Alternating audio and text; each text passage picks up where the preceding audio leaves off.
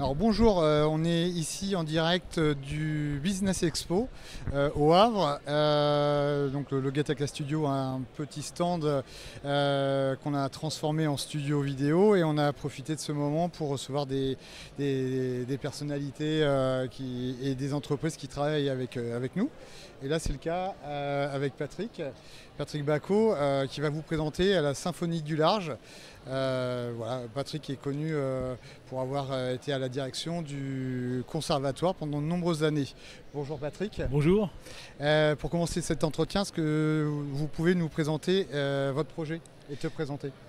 Alors voilà, je m'appelle Patrick Bacot, je suis bourguignon d'origine, je suis arrivé en Normandie il y a à peu près 12 ans pour prendre la direction du conservatoire Arthur Honegger, un établissement qui enseigne la musique, la danse et le théâtre. Auparavant, j'avais dirigé des conservatoires en région Bourgogne et puis j'avais eu à monter des salles de spectacle, des festivals, des saisons. Donc je dirais que je connais bien l'univers et l'écosystème du spectacle vivant. Quand je suis arrivé, j'ai été assez surpris de la faible place qu'avait la musique dite classique au sein des programmations havraises. Beaucoup de chansons, beaucoup de jazz, beaucoup de rock, mais très peu de musique classique. Alors j'ai essayé d'y remédier à ma façon lorsque j'étais directeur du conservatoire, mais je pense qu'il faut des actions plus fortes et plus durables, et c'est ce à quoi je vais maintenant m'attacher. Alors on a eu l'occasion de travailler ensemble sur la Camerata au mois de décembre. Est-ce que tu peux nous expliquer qu'est-ce que c'est la Camerata du Havre? La Camerata du Havre, c'était un orchestre symphonique que j'ai pu monter avec l'aide de la ville du Havre lorsque j'étais aux commandes du conservatoire Arthur Honegger.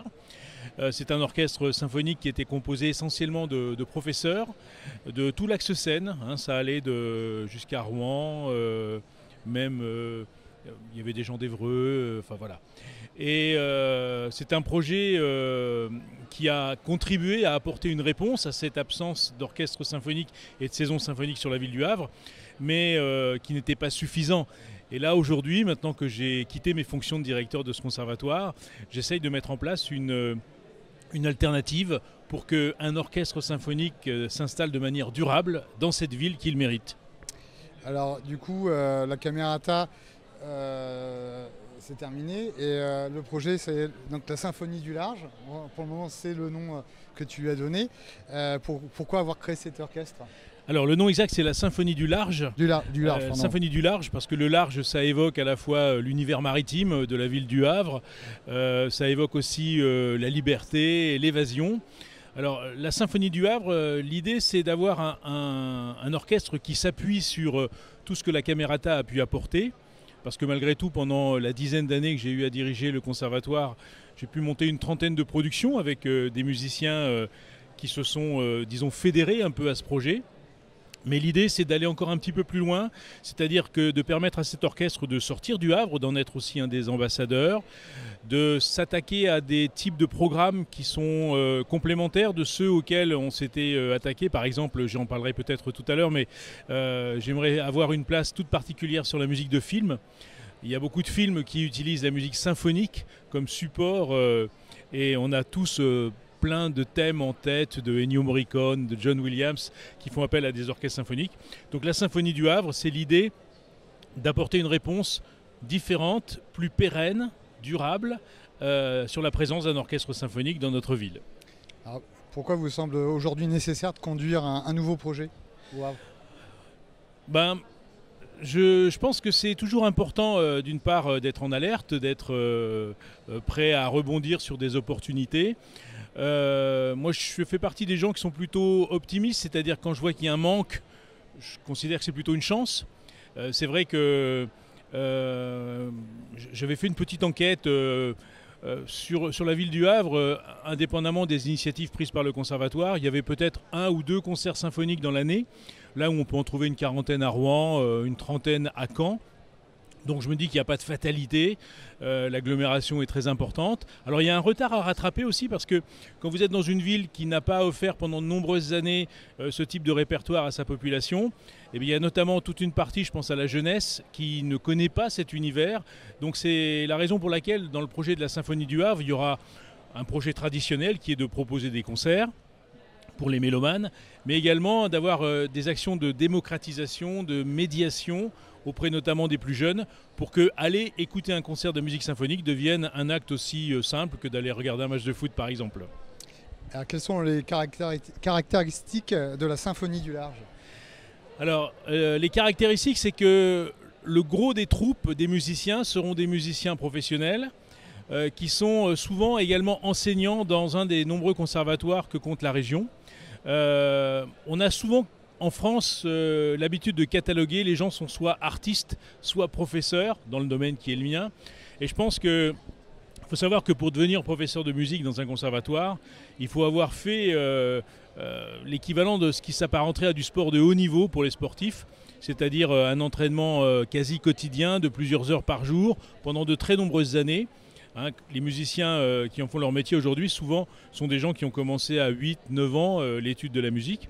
Donc, il y a une part importante qui est faite au fait de réhabiliter ce que j'appellerais la profession de musicien, d'artiste enseignant. C'est-à-dire, on est à la fois artiste, mais on est également là pour transmettre.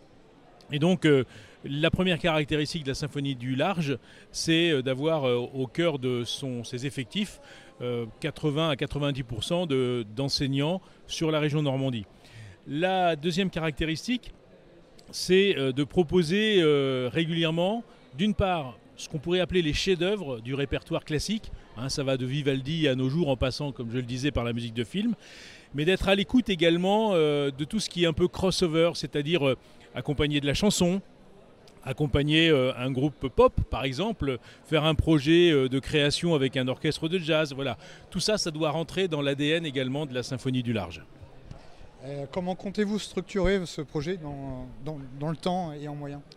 Alors, j'ai déjà un noyau de musiciens qui m'ont donné leur accord pour m'accompagner dans ce projet parce qu'ils sont naturellement intéressés à double titre. D'une part parce qu'ils vont être des acteurs concrets, mais également parce qu'eux aussi partagent comme moi le constat d'un manque dans ce domaine esthétique particulier. Donc on a déjà à notre compteur avec la Camerata du Havre, qui était l'ancien orchestre, un certain nombre d'opérations en commun. Et l'idée, c'est donc en gros d'aujourd'hui, c'est une sorte de signal de démarrage, ce salon, pour commencer à parler, à communiquer autour de la symphonie du large. On a une première période qui va consister à fédérer des partenaires autour du projet, parce que fédérer un orchestre, monter un orchestre symphonique, c'est quelque chose d'assez lourd. Il y a en moyenne entre 50 et 60 musiciens sur les productions. Et puis on va commencer à faire nos premiers concerts à partir de début 2026. C'est ce que j'allais te demander. Quel est le calendrier de mise en œuvre? Il y a déjà des choses de prévues. Voilà. On va commencer à faire des concerts en 2026. On a déjà plusieurs programmes qui sont dans les tuyaux. Et l'idée, c'est vraiment que ça puisse exploser à partir de la saison 26-27. Et comment on peut s'associer à ce projet? Alors, on peut s'associer de différentes manières. Si on est mélomane, tout simplement en venant au concert, la clé du succès d'un orchestre symphonique, c'est que le public soit au rendez-vous. On peut également s'y associer en devenant partenaire, à la fois en termes d'image. Le mécénat culturel est quelque chose qui est pas mal développé au Havre, mais quasiment inexistant dans le domaine du spectacle vivant. Et je compte bien fédérer un certain nombre d'acteurs qui auront à cœur d'apporter leur image, leur savoir-faire, leur réseau à la constitution d'un orchestre symphonique durable et pérenne sur la ville du Havre. Alors, est-ce qu'on aura l'occasion de vous voir prochainement à la tête d'un orchestre symphonique? Alors, la ville m'a demandé de conduire à nouveau le traditionnel concert du Nouvel An qui a lieu tous les ans au mois de janvier au THV, le théâtre de l'Hôtel de Ville du Havre. Donc je donne rendez-vous à tous les amoureux de la musique classique à ce concert qui, comme chaque année, mettra en valeur quelques grandes pages de la musique classique, en général d'Europe et d'Amérique. Alors merci Patrick d'avoir répondu à mes questions. Merci. On va se quitter avec un extrait de la Camerata de janvier. D'accord. Donc je vais demander à Clémentine de nous l'envoyer. Et je vous donne rendez-vous là dans pas longtemps pour une interview d'Alexis Teillant d'Axe Conseil Patrimoine. Merci beaucoup.